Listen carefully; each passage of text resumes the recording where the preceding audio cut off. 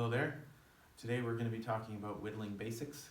First we're going to be talking about the knife, then we're going to be talking about three types of cuts: a straightaway, push stroke, pull stroke, and then we'll talk about the wood itself, the grain, and some knots, and how to whittle. Alright, let's start off with the knife. So there are two types of knives that generally are that you can use. This is a fold-up knife. It has a little locking mechanism here, so you push the locking mechanism to pull it back down.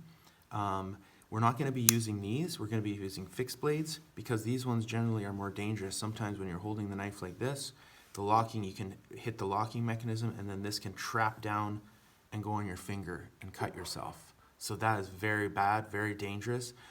But if you remember that this locking mechanism locks, and when it's locked like that, it will not come down unless you push that button. So it's pretty safe until that button is pushed, but I've seen lots of people cutting themselves as they put this blade back. So we do not use these ones, just because of that extra risk factor. However, if someone wants to try it out, they can try it out if they like. What we're going to use is these fixed blades. Okay, so you can see that all of these fixed blades are numbered. They all have numbers on the edge, 1 to 20. They also have numbers on the cases as well, so please match the number of the case with the number on the knife. As you can see, they do have little cases, and the cases are to protect yourself and to protect the knife, to keep them sharp. So if I pull it out of the case, I want to be careful. I'm going to put my hand around the case and my hand around the knife, the handle, and pull it out gently. I don't want to be pulling it from this part here, because as I pull it out, I'm going to cut my fingers. So you don't want to do that at all. You want to hold it, the case down here, and hold the knife, and then once the knife is out of the case, that's okay. That's how that works. Now to put it back in, you have to realize that this knife and this case actually have a certain orientation. Okay, so this little part here goes to the part where it's down, and this matches up. If it doesn't match up, if it's the wrong orientation, you see it's not going to go in. So if I try to click it in, it won't click in. Okay, it has to be the right orientation, and then you should hear a little click noise when it goes in. Once again, to pull it out, don't overlap your hand here, put it down here, and it should come out nice and easy there. So again, they're all numbered, and they should be back in the cases when they go back in the box here. And try to, when you put it back in the box, put it in the right number order, okay? So we have them all numbered. And they don't fit in perfectly, but just to keep everything organized. Okay, let's talk a little bit about the setup. And I've got a bunch of wood here that you can choose from, all in this bucket that's been prepared for you. Okay, so here's the setup. So we have chairs that are far apart from each other, and you have a little wood, and you have your knife. Here's the expectation. When you are walking around, the knife should be in its holder or its sheath, okay? You should not be walking around like this. That's dangerous, that's threatening, okay? If you want to get up, and let's say you've been whittling, okay, and now you want to get up, simplest way to do it, put that in its sheath, you can leave it on the ground, and then you can walk around. Otherwise, if you're putting this away, and we're done with the knives, then you can walk around with it in its sheath. If you're wanting to walk around, it has to be in the sheath or on the ground in its sheath.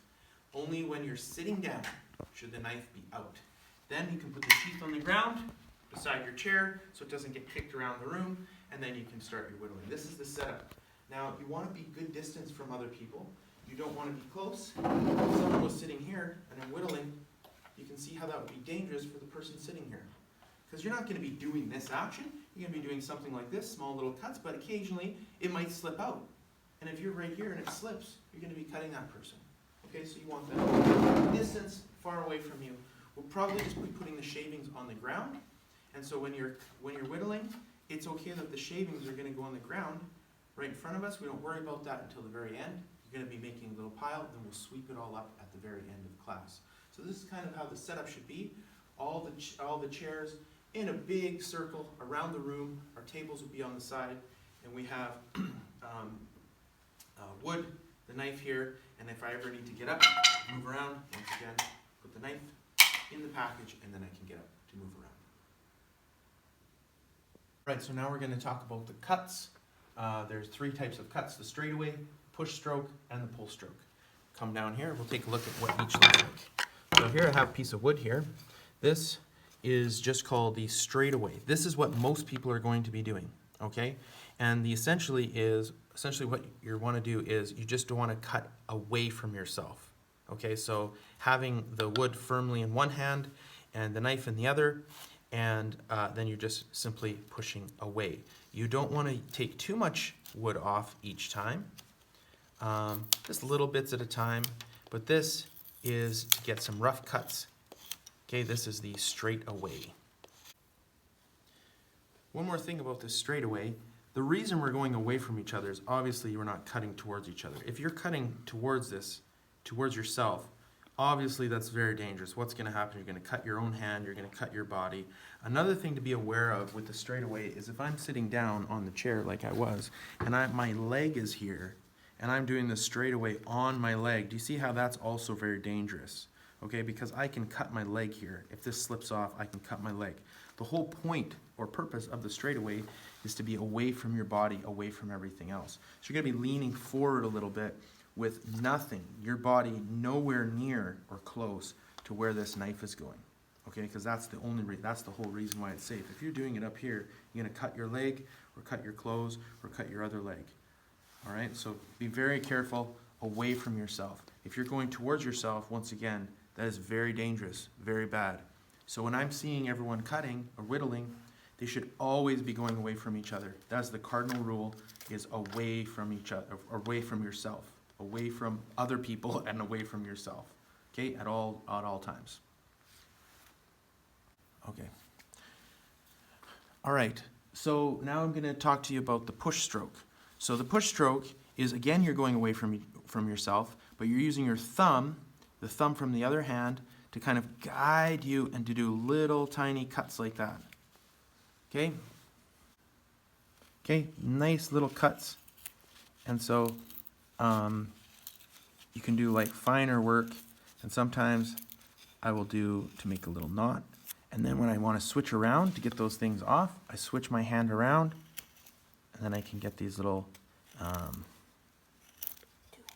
shapes like that out of there. Okay, this wood is very dry, so it breaks easily along the grain, but that's okay. We'll talk about that in a minute. But this is the push stroke. You can do it to get little pieces off like that, whatever. Anyway, this is another stroke. It's just using your thumb as leverage to help get little pieces off. Now, one thing you want to be careful of is when I'm getting those little pieces, be careful that little pieces of grain don't go jab into your thumb. So if I'm going into here, see how that grain could jab into my thumbnail? That could hurt. So just be careful of that to get rid of these grains as you go. So we've talked about two types of cuts, the straightaway and the push stroke. The final cut is called the pull stroke. In fact, this is more an advanced stroke. I actually don't want to see anyone doing this stroke, but I'm going to show you what it's like, even though I don't really want other people, anyone to do it. I'm going to show it to you anyway. Okay, so once again, this is the straightaway. That's what most people are going to be doing. And then the push stroke is like this. Sometimes when you want a really fine controlled action, you could do what's called, oops, it's really dry. It could do what's called the pull stroke. And that is where you're pulling towards yourself. Do you see how I'm pulling towards my own thumb? That is really scary, okay? But this is the third and final stroke, is the pull stroke, okay? And I'm just doing small little cuts towards my own thumb. Now, do you see why I don't want anyone to do that? It's dangerous. So if you come in really close, okay, it's just for doing like really fine little cuts. Oops, that was terrible. This wood is really dry, but okay. But this is the pull stroke. You don't really want to be doing it very much. It's for when you're doing really fine little work and essentially you're going towards your own thumb. So dangerous. Try not to do that. I don't think we need to do that for this activity. Mostly we just want to be doing the push stroke and the straightaway. All right, so we talked about the three types of cuts. a little bit about the knife. Let's talk a little bit now about the wood and the grain and some knots. So what I have here is I have a piece of wood. If we zoom in real close, you can tell that it has lines in it. Okay, these little lines, that's called the wood grain. And this piece of wood is really good because it can tell over here, let's go to the end of it, the wood grains are all parallel to each other. Okay, so that's going to make whittling pretty easy. But then, as we notice, as the wood grain goes here, these lines start to go towards the edge. So they're not exactly parallel, they kind of weave in and out. Let me find another piece of wood that might have different amounts of grain in it. So this one here, if you look at the grain here, it's going parallel until it hits this little knot here. And that knot's just a tree trunk or a branch or something. When the wood was cut, there was a little branch growing here. So the grain goes around this little branch. Going over here, again, there's another branch. So you can see the grain starts to change direction here. Now it's got all kinds of weird directions here. So when you're whittling through the grain, it's going to be very difficult to whittle around this part, especially around this knot. I'm going to show you what I mean. So if I go back up here and I show you how this grain works, I'm just going to take it and hammer the knife down. Because it's parallel at the beginning, it'll go straight down. See, it's breaking, the wood is breaking on the grain. If I keep going down like this, where it's starting to go go towards the edge, see it started to go towards the edge? Now it's going towards the edge, so the blade is following the grain, okay? So that broke all the way along the grain of that piece of wood. If we do it towards this knot, we're going to see we're going to get into trouble when we come around this knot. I'm going towards the grain, and now I'm getting towards the knot, and see it broke right off right at that knot. Okay, so when we're working and whittling around knots, and you have to think and use the grain as much as possible. It doesn't matter, I mean, it doesn't mean that we always have to go with the grain, but it's easier when you're whittling with the grain because the blade will naturally go to that grain. We go to the other side here, and we look at this knot.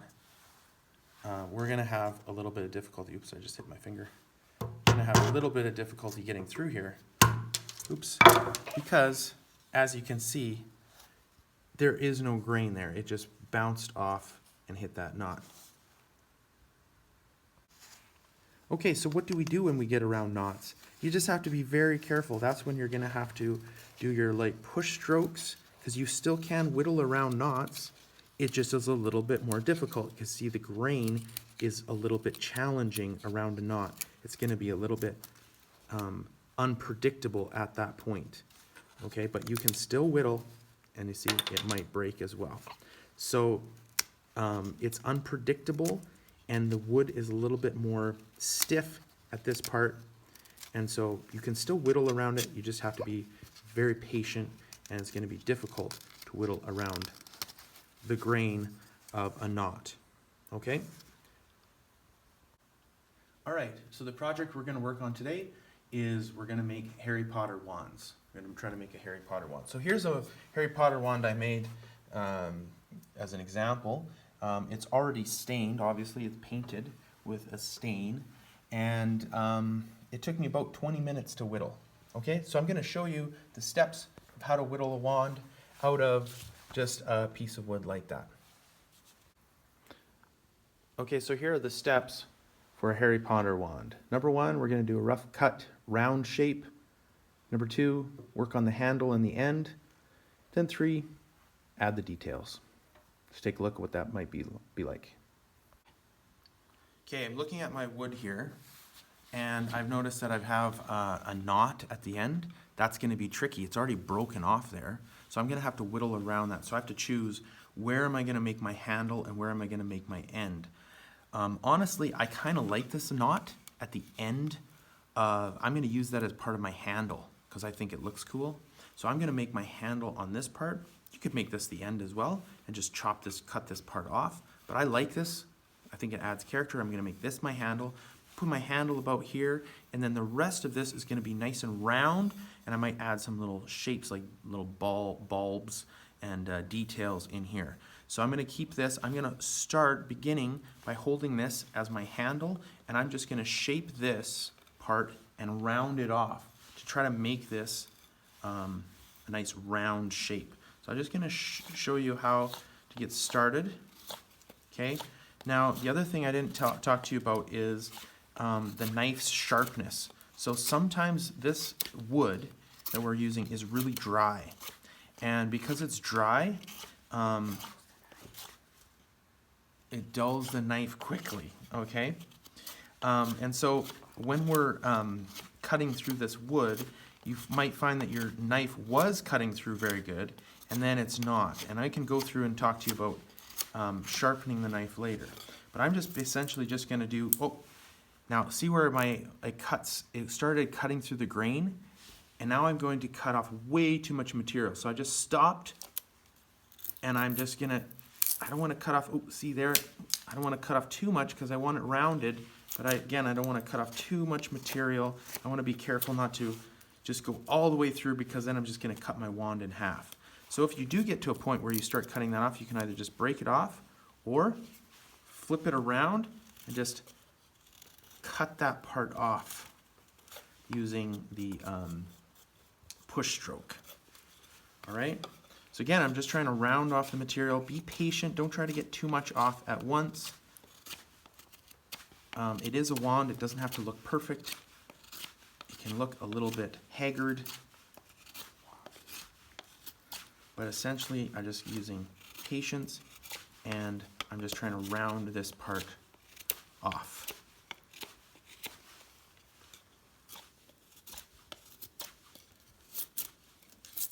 Oops. Again there. Let's break that part off. Just gonna get rid of that. Because there it was going against the grain here.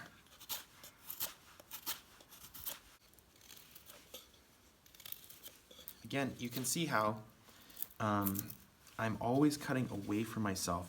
If I want to get a part of this grain off, I'm switching the wand around. I'm not turning towards myself. I am cutting away from myself always, and then I hit something, I get stuck on something, I don't start cutting towards myself. That's very bad news. I switch the wand around and always cut away from myself. Okay? That's the biggest rule. And I try to keep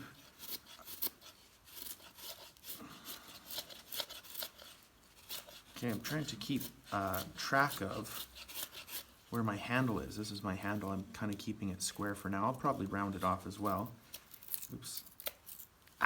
Oops, I'm getting way too much material there. Cut that part off. My wand is going to be quite thin, so I'm taking off quite a bit of material at the beginning. Oops. That's going to be fine.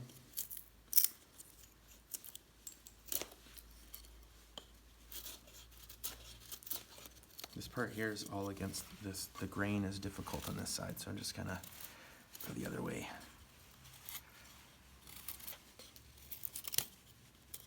All right. As you can tell, I'm not like super good at whittling, but the more the practice, the better. All right, let's just come back in a few minutes and see how I did.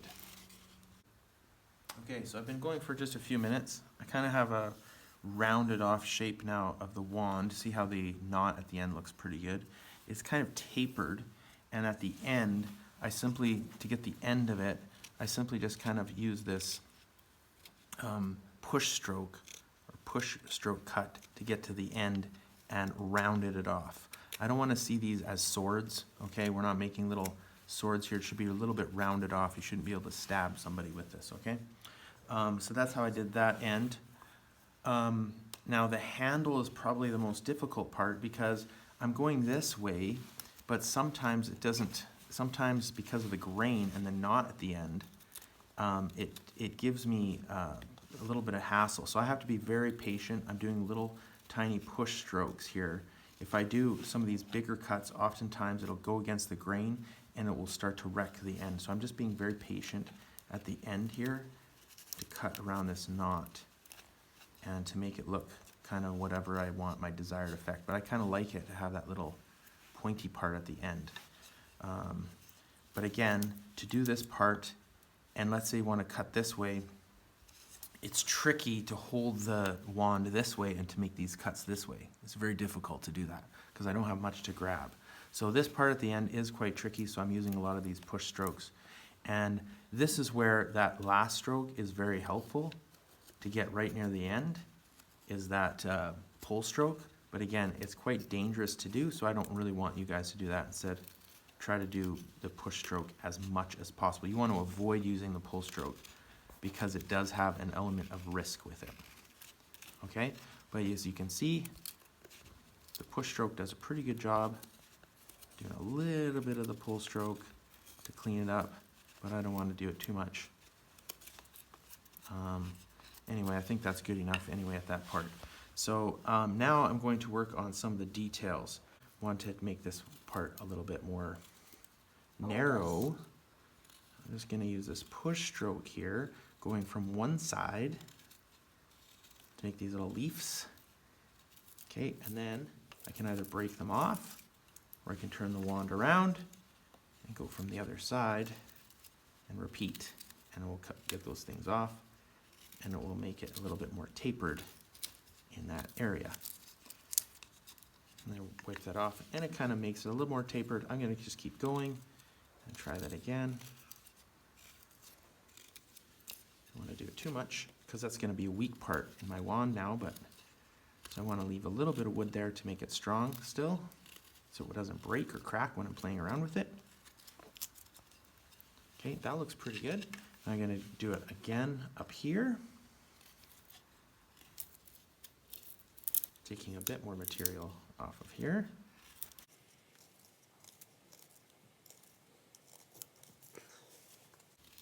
Oops, that took a little bit too much, but that's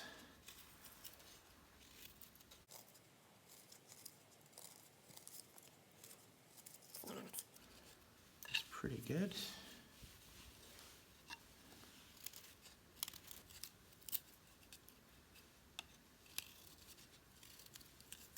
Okay, so there, now I have kind of a little bit tapered, I might do another one up here, but I might even just taper these off a little bit more.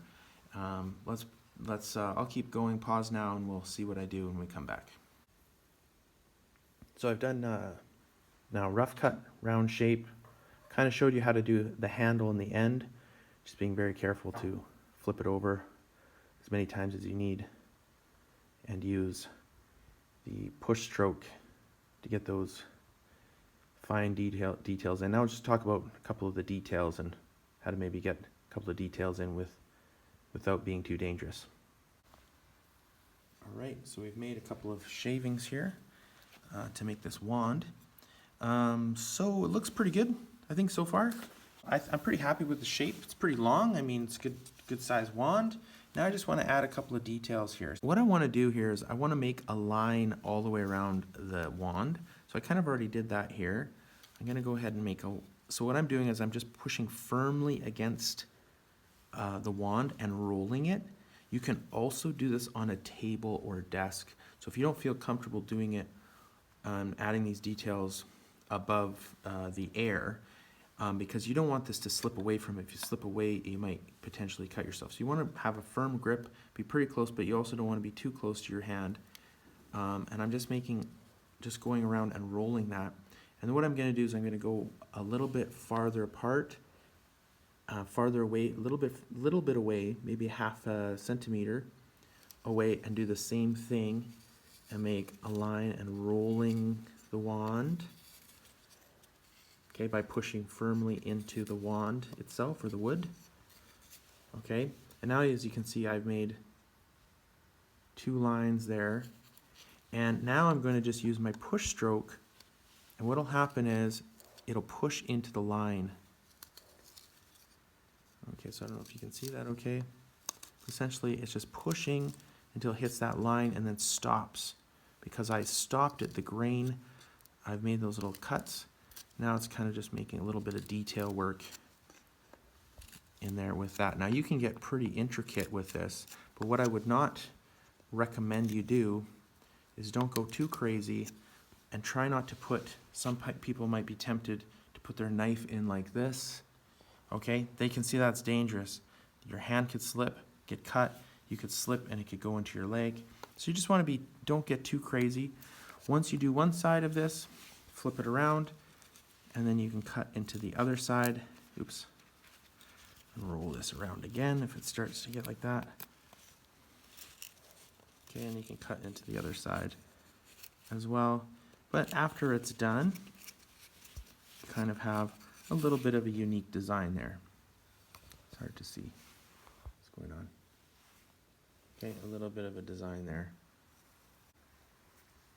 All right, so I think I'm pretty happy with the way that this turned out. I put a little details here, a little detailing there, kind of did a little bit more cutting here, and I'm pretty happy with the shape. Now, it looks a little bit rough, but that's okay. It should be rough. It's just a whittling wand. If you wanted to make it, if you wanted to sand it, there's lots of different tools you can use. There's power tools you can use, sandpaper you can use, but I like mine a little bit rough like that. I think it's ready to stain. So I'm gonna choose one of the colors, and I'll just show you what to do on how to stain it. Okay, so there are 3 types of stain: white, red, and black to choose from. Be careful with this stain. If it ever gets on the floor, it will never, ever, ever come off. Okay, so I've chosen white. Just opening it up. Once again, this will never, ever come off your clothes or the floor. You have to be very careful. You don't need very much. Just dip this in. That's a lot. And I'm actually just going to keep it over top of the can and gently. This is not paint, it's stain, so it actually soaks into the wood, especially since the wood is so dry, it just soaks it right up. And you should be able to still see the grain of the wood underneath the stain after it's done drying. So again, I'm just kind of going over top so any drips can go back into the container. And just very patiently stain this. I don't want to make a big mess here, because once again, if this goes on the floor or it gets on my clothes, it will never ever come off. That's why I have this cardboard underneath. But doesn't that look good?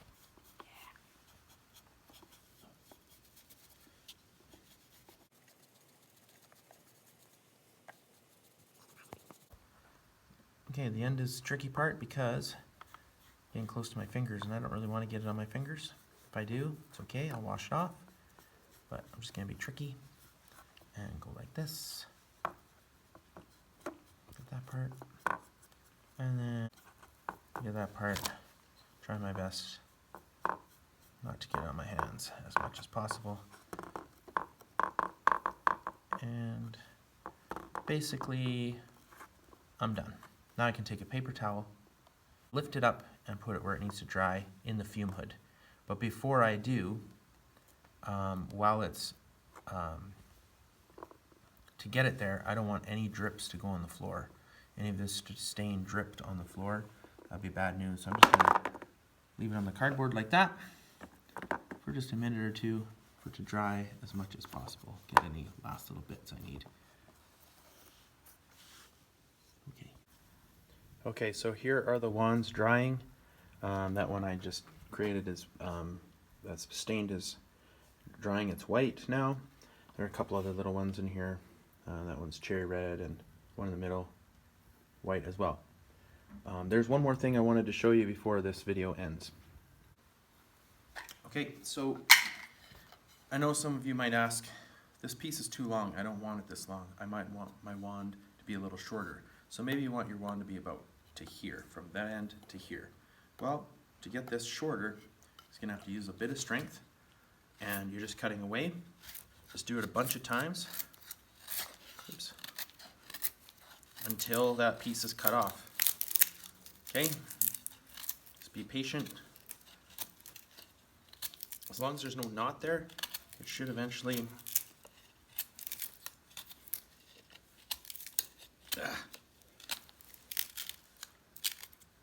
come off. Okay? And then you can finish that out, and that will be a good length of wand. Or you might have wanted it longer, or you might have wanted it shorter. So that's just how to take off the end of the wand as well. Now that we have all these chips everywhere, we just sweep them up. We get a couple of brooms from the other classes as well to help out. Now we don't throw these in the garbage because what we'll do is we'll use these for kindling later for fire starting. We have a box here, and we'll just put it in this box carefully. And we can use that that's nice and dry. That will be good for kindling when we do our fires for next term. All right, so we have gone over some of the whittling basics. We talked about the knife. We talked about cuts, 3 types, straight away from you, the push stroke, which is using your thumb. By the end of this activity, your thumb will probably be a little bit sore just from pushing stroke. And if some of you do try the pull stroke, I'll have the Band-Aids ready for you because inevitably one of you will cut themselves. We talked about the wood and the grain and some knots and what to do around those things. Then we talked about the actual project, doing the Harry Potter wand, rough cut around the round, make it round shape, then the handle in the end, and then do the details after. Once you're done, we cleaned up, we swept up a little bit. Make sure your knife is back in its proper sheath with proper number, and put it back in the box the way that you found it. And hopefully by the end of this, you have yourself a nice Harry water pond?